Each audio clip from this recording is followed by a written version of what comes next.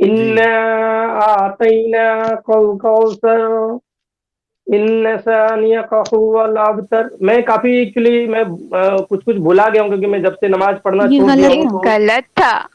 गलत गलत था। मिडिल का लाइन, हाँ मिडिल का मैं लाइन ही गायब कर दिया। हाँ मैं इन्ना मैं अतईना भुला कल गया हूँ, मैं कह रहा कौसर हूँ ना मैं फसल भुला ली गया। रब्बी का तो भूल गए। हाँ मैं भुला गया हूँ क्योंकि मैं नमाज पढ़ना छोड़ दिया। जब मैं जमात में गया ना, मैं उसके बाद जो थोड़ा बहुत मैं सीखा था जमात में ही। हाँ। और उसी जमात में मैं 2014 में मैं जमात में जब गया था तो उसके बाद वहाँ पे फलस्तीन में झगड़ा हुआ था यहूदियों के साथ में। तो उस बीच में बहुत सारा बाइकआउट सब निकला कि भाई यहूदियों के लिए बददुआ करो और उसके सामान का बाइकआउट करो। तो वो सब भी पर्चे हमने हाथ से बांटे उठे, सब बहुत सारा सब चीज किए हैं। और ओके। रो रो के मैं सब लोग मोमिनों के साथ में मैं बददुआ करते थे और कुरान में कहते थे कि ये दुश्मन है हमारे, मोमिनों का दुश्मन है, ये फलस्तीन को हमारे मोमिनों को मारते हैं ये सब यहूदी लोग जो है। तो इसके लिए बददुआ करो। तो सारे मोमिन लोग मस्जिद में जो है जमात के साथ में लोग बददुआ करते थे उनके लिए।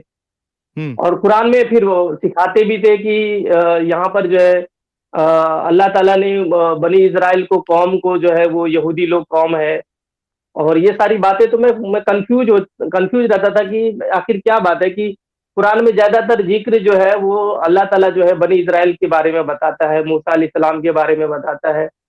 और यहाँ पर कि उनको बददुआ करने के लिए भी मतलब बोलते हैं। तो ये कैसा, मतलब मैं कंफ्यूज होता था। और इस पर मैं जब सवाल करता था कि तोरा जबूर इंजील कहते थे कि मतलब ये बदल गया है, ये अल्लाह का कलाम नहीं है अभी के दौर में। और ये सब जो है वो करप्ट हो चुका है, खराब हो चुका है।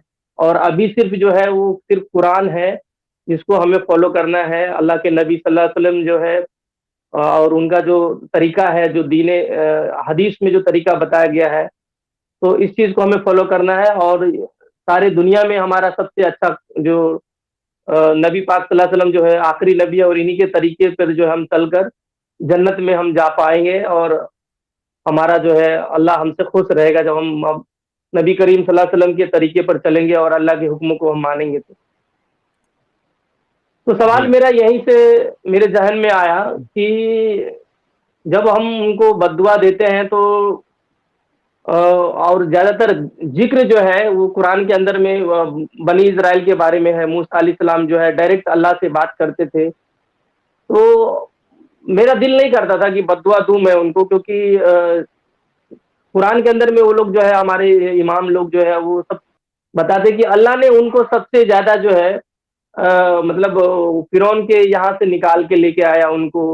अ, उनको जो है जन्नत जन्नत में से उनको जो है मन्ना खिलाया और काफी ज्यादा उनको सपोर्ट दिया, काफी ज्यादा उनको बढ़ाया, हर चीज किया। तो मेरा दिल जो है मैं डरता था कि मैं उसको बददुआ ना दूं। हम्म। और यही बात है कि वहां से मैं फिर सोचने लग गया कि आखिर ऐसा ऐसा क्या है कि मतलब जो है बददुआ करने के लिए उनको सिखाया जाता है, हम लोग को जो है फोर्स करता है। और मेरा दिल ये बददुआ देने का जो है नहीं करता था। और इसी से मैं थोड़ा सा आगे हट के मैं सोचने लग गया था कि आखिर जो हम लोग का कौम है ये दूसरे कौमों से जो है ये नफरत करना क्यों सिखाता है। हम्म। दूसरे हमारे जो कहते हैं कि अल्लाह की किताब है, ये चार किताब है, तोरा जबूर और इंजील है। और हम जो क्या बोलते हैं यहूदी लोग हैं और ये नसारा लोग हैं, ये हमारा सबसे ज्यादा खास दुश्मन है। और सबसे हमको जो है किताल करना है, सबको हमें जो है मतलब ये लोग जो है अल्लाह की किताब को बदल दिया है। हम्म। तो ये सारी बातें जो है जमात में जाके हमको जो है सीखने के लिए मिला ये सब बातें। तो इनके ऊपर जरा हमको मतलब दिल में सवाल सबको सुबह पैदा होने लगे कि कुरान के अंदर में अल्लाह खुद मतलब जो है इसके बारे में ज्यादा जिक्र करते हैं। ईसा अलैहिस्सलाम के बारे में जो है सूरह मरियम के अंदर में जो है ईसा इब्ने मरियम के बारे में जिक्र करता है कि अल्लाह ने उसको जिंदा आसमान में उठा लिया और अभी तक वो जिंदा है। और हम्म। उसके कौमों को मतलब उनके कौम के लोगों को जो है कह रहा है कि मतलब बददुआ देने के लिए। तो ये सारी बातें जो है यहीं से मेरा सवाल उठा। मैं 2014 के बाद जैसे मैं 2 बार जमात में गया, चिल्ला लगाया 2 बार में। तो अच्छा, यहीं से चिल्ला भी मेरा लगाया सवाल दो जो है बार उठना शुरू। जी 2 बार मैंने चिल्ला लगाया हूँ। ओके। चिल्ला लगाना यानी 40 दिन लगाना गाइस, ये देवबंदी अपना तबलीगी उसमें ये टर्म चलता है, 3 दिन चिल्ला और ये 4 महीना। तो चिल्ला लगाना मतलब 40 दिन की इन्होंने 2 बार जमात में ये अपना वक्त दे चुके हैं। जी आगे बोलिए। साहिल भाई, मैं निशल उसके बाद से मैं जब जी एक मिनट, मैं चिल्ला के बाद से जब मैं आया।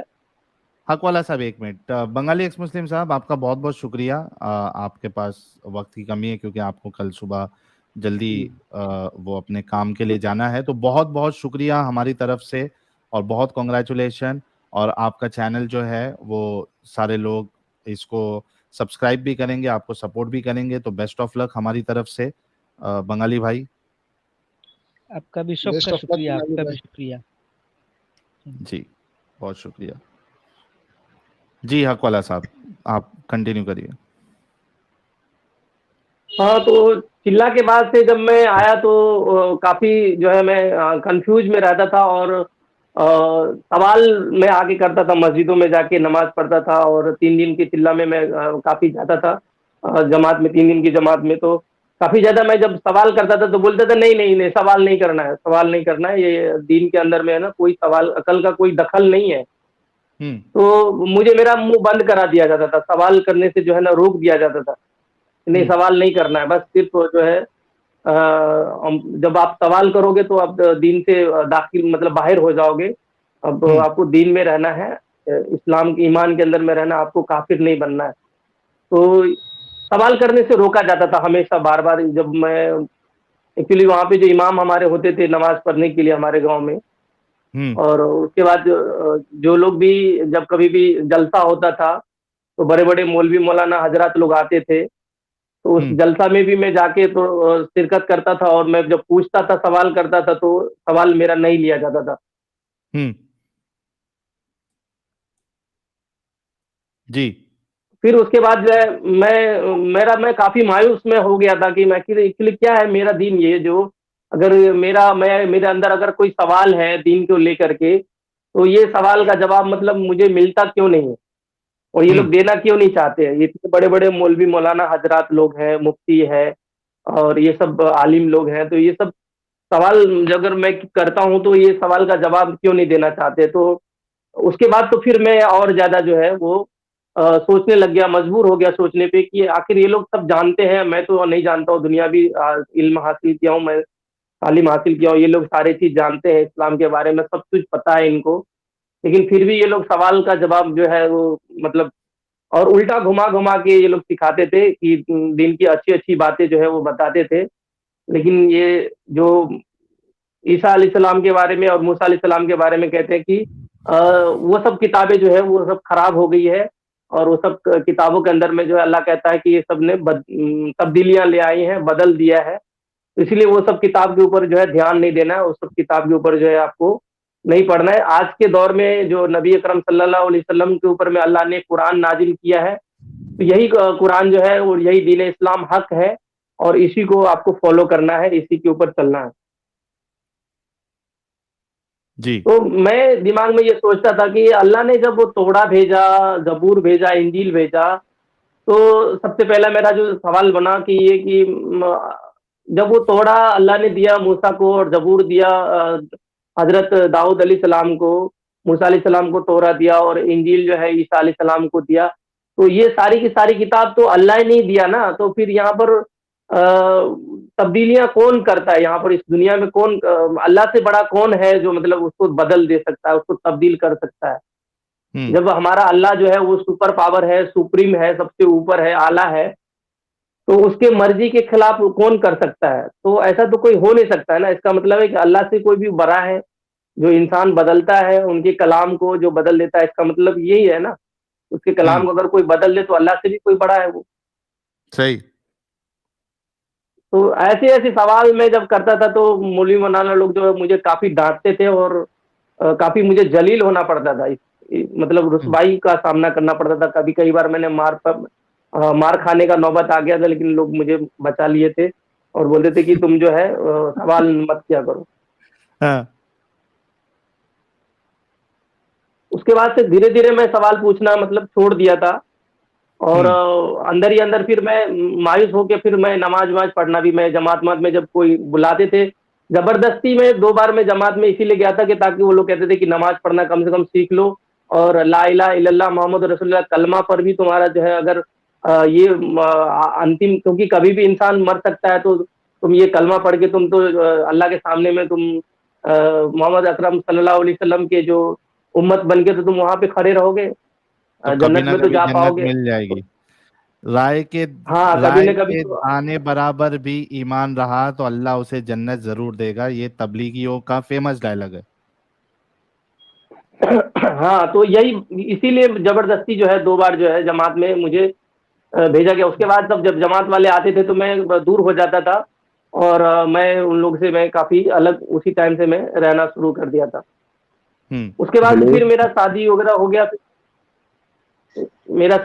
उसके बाद से फिर मैं दुनिया बना लिया इन सब चीजों से, और अंदर ही अंदर रहता था। सबको ज्यादा मैं मतलब खुल के नहीं बोलता था, ये मैं ये सब चीजों पे ज्यादा भरोसा नहीं रखता हूँ, ईमान नहीं रखता हूँ ये सब चीजों पे। और उसके बाद से मैं जो है अंदर ही अंदर में इन सब चीजों में मैं काफी, फिर उसके बाद जो है मैं खोजता था कि ये तोरा कहाँ मिलेगा मुझे पढ़ने के लिए, ये जबूर कहाँ मिलेगा, इंजील कहाँ मिलेगा। तो ये सब मैं पूछता था मौलवी मौलाना हजरत लोग की कि अभी जो तोड़ा मुझे चाहिए पढ़ने के लिए तो क्या आप मुझे दे पाओगे। तो बोलते थे नहीं नहीं नहीं नहीं नहीं, वो तोड़ा की बात ही मत करो, कुरान पढ़ो, कुरान, कुरान में जो लिखा है वो सही है, तोड़ा गलत है। तोड़ा यार जबूर आप और जो ये थोड़ा इंजील थोड़ा है ये सब करोगे, गलत है। थोड़ा थोड़ा मांगोगे तो आपको ही तोड़ देंगे वो लोग। हाँ हाँ कई, हाँ उसलिए मैं दूरी बना के जो है मैं रखा अपने आप को, उन सब चीजों से अलग रहा। और जब मेरा शादी होने के बाद मैं काफी अलग हो गया। और जी। जब मैं लोग लोग कहते थे कि यार इसको जमात में भेजा तो ये आप मतलब अच्छा होना चाहिए, उल्टा ये खराब हो गया, ये जमात से भी नहीं जुड़ता है, ये सारा चीज जो है वो उल्टा सीधा जो है सवाल करता है, आप इसको क्या हो गया है पता नहीं, इसको मतलब कुछ तो हो गया है ये। तो हाँ। मैंने बोला नहीं भाई, मैं मेरे अकल में ये जो है ना, अकल शरीफ में मुझे ये चीज जो है मतलब समझ में आता नहीं है। मेरा अकल शरीफ पता नहीं अल्लाह ने कुछ अलग ही ढंग से बना के रखा है, तो मेरे अकल शरीफ में ये सब चीज जो है वो फिट नहीं बैठता है। तो मैं काफी बहस करता था मोमिनों से, और मुझे जो है काफी जो है मतलब विरोध का सामना करना पड़ता था, और मैं इन सब चीजों में मैं पढ़ना नहीं चाहता था। तो इसीलिए लिहाजा मैं उन लोगों से ज्यादा मैं बात नहीं करता था और अपने आप को अलग रखता था। तो फाइनली आपने और इस्लाम कभी छोड़ा फिर? दिल में तो वहीं पे मैंने मतलब सोचा कि भाई ये सब चीज सही नहीं है। उसके बाद फिर आगे जाके जब मैं हदीस उदीस जब जब मैं सुनने के लिए मुझे मिला, जब मैं हदीस के बारे में मैं जाना, तो काफी मुझे जो है वो बहुत खराब लगा कि वो माँ आयशा के बारे में इतनी अच्छी अच्छी बातें जो है बताया हमारे जो है मौलवी हजरात ने कि वो पूरे उम्मत की माँ है और ये है वो है सारा चीज। लेकिन उनकी शादी की बार जब बात आई कि वो 6 साल की उम्र में उनका जब शादी हो गया, मतलब चाइल्ड मैरिज हो गया, तो काफी मुझे अजीब लगा कि जिस अकरम सल्लल्लाहु अलैहि वसल्लम का मोहम्मद सल्लल्लाहु अलैहि वसल्लम को पूरे दुनिया का बताया जाता है कि खालिक कायनात ने अल्लाह ने उनको आखिरी नबी के बना के भेजा, और वो पूरे दुनिया के लिए एक रोल मॉडल है, क्या बोलते हैं उसको, रोल मॉडल है। तो उन्हीं के नक्शे कदम पे सबको चलना है, और उसी के नक्शे कदम पर बेहतरीन चलने के बाद नमूना। लोगों को जो है, हाँ बेहतरीन नमूना है, बेहतरीन उन्हीं के नक्शे कदम पर चलने के बाद जो है उनको जन्नत मिलेगा, और अल्लाह उनसे राजी हो जाएगा, खुश हो जाएगा, और उनको मगफिरत मिलेगी, गुनाहों से माफी मिलेगा, अल्लाह उनसे खुश होकर उनको गुनाहों को माफ कर देंगे। तो ये शादी की जब बातें जब मैं मेरे दिमाग में आया तो बोला यार ये क्या हो रहा है, मतलब ये चाइल्ड मैरिज हो रहा है, और हमारे इंडिया में तो अभी इस टाइम में अगर कोई ऐसा शादी करे तो लोग उसको जेल में डाल देगा। तो मुझे लगा कि यार ये रोल मॉडल तो ऐसा हो नहीं सकता है ना, जो हमारे नबी अकरम सल्लल्लाहु अलैहि वसल्लम जो है वो 50 साल क्रॉस कर चुके हैं, और ये मतलब 6 साल की एक छोटी सी बच्ची है, उनके साथ में ये इनका निकाह हुआ है, और ये मतलब कैसे ये कर सकते हैं, ये हमारे नबी जो है ये ऐसा कैसे कर सकते हैं। और इससे पहले जो है वो काफी अच्छी अच्छी बातें जो है नबी के बारे में बताया जाता था, तो बिल्कुल ही अलग लगता था कि मतलब एक टाइम में तो कुछ अलग सुनने के लिए मिलता है, दूसरे टाइम में कुछ और अलग सुनने के लिए मिलता है नबी के बारे में। फिर उसके बाद जो है वो मैं थोड़ा सा हिंदी में कुरान फिर मैं लाया, और उसके बाद थोड़ा सा जो फजाइली अमाल है और ये मुंतखब अहादीस है, ये सब चीज जो मैं जमात में जब गया तो ये सब सारी किताबें मैंने करीब करीब मैं 4-5 हज़ार का मैंने किताब में खरीदा, और ये हिंदी में सब मैं एक्चुअली मैं उर्दू अरबी मुझे आती नहीं थी, तो पूरे घर में मेरा पड़ा रहता था और मैं इन सब चीजों को मैं पढ़ता था। तो ये सारी चीजें मैं धीरे धीरे हदीस के बारे में जानना लगा, तो फिर और मुझे दूरियां, मुझे लगा कि यार ऐसा नहीं हो सकता था। उसके बाद फिर कुरान में मैं जब पढ़ा हिंदी की कुरान में कि काफिरों से अल्लाह जो है बहुत नफरत करता है, जो लेकिन मैं देखता हूँ कि हमारे इंडिया में जो है काफी सारे जो है मुसलमान भी हैं, और ज्यादातर तादाद में जो है वो गैर मुसलमान है।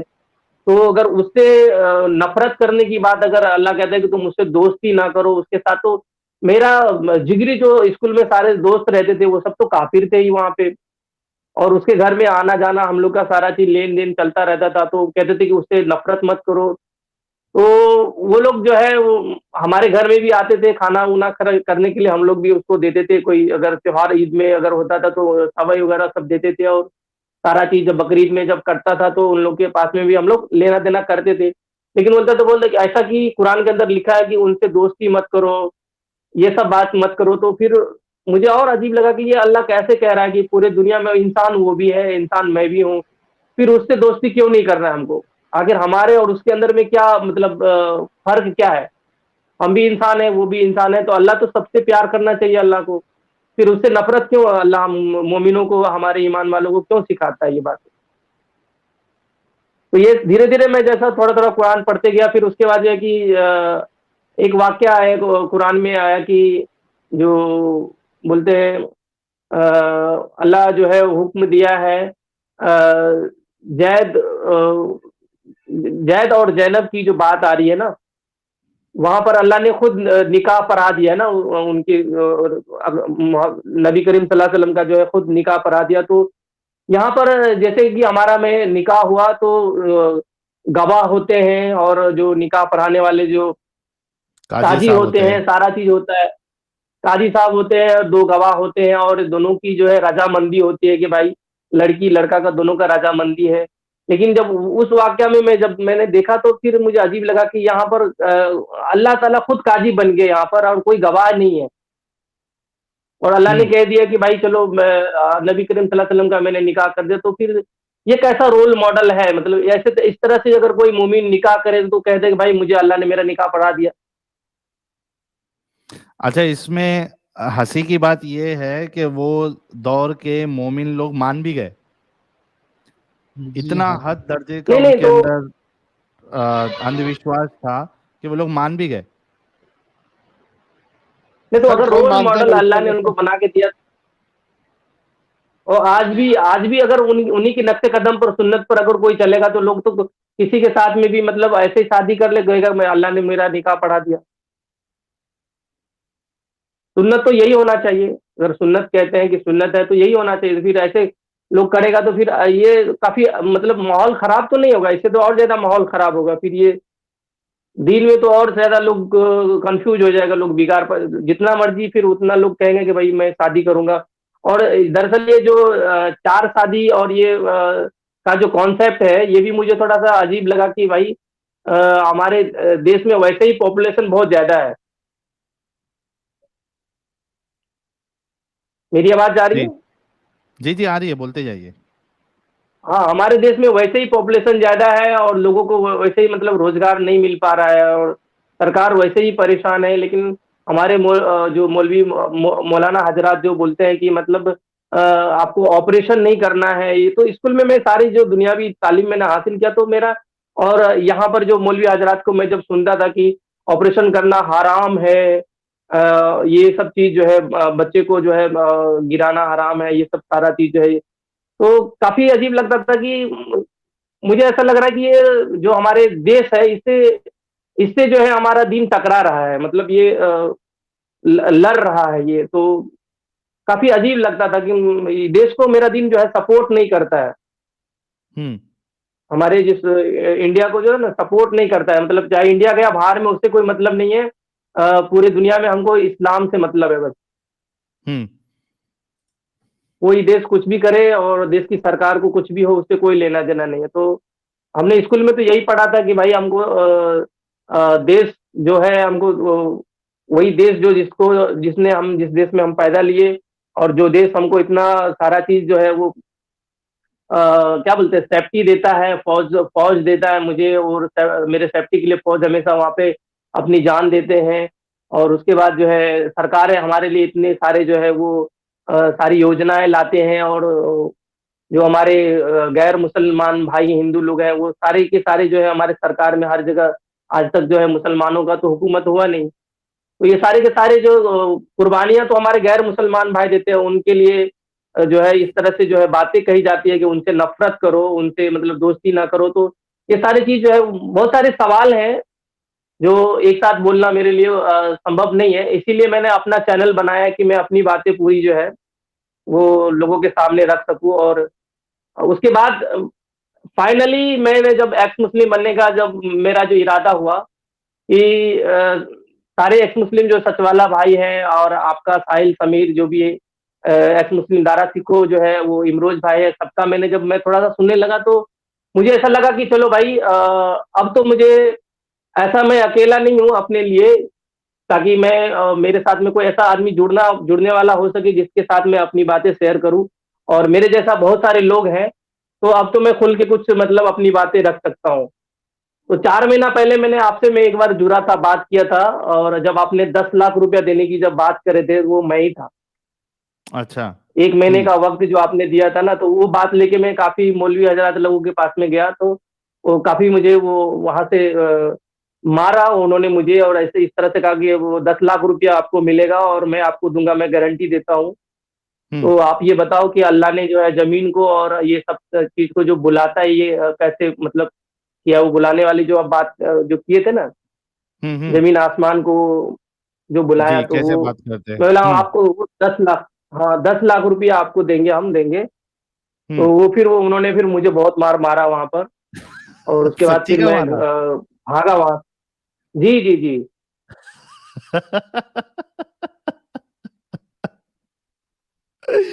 हाँ नहीं यार, अभी सीधा मौलवी को जाके बोल रहे हो 10 लाख मिलेगा, आ जाओ।